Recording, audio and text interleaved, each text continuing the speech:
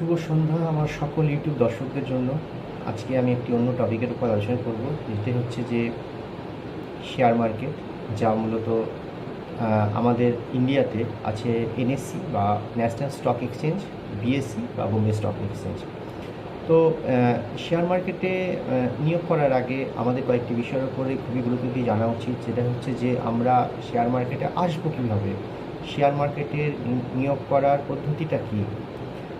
তো সর্বপ্রথম যেটা আমাদের করতে হয় সেটা হচ্ছে যে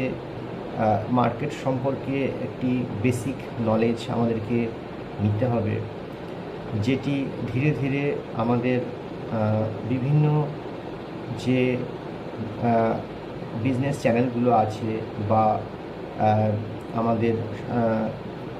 এনএসসি বা বিএসসির যে সাইট আছে সেগুলোতে গিয়েও আমরা অনেক কিছু জানতে পারি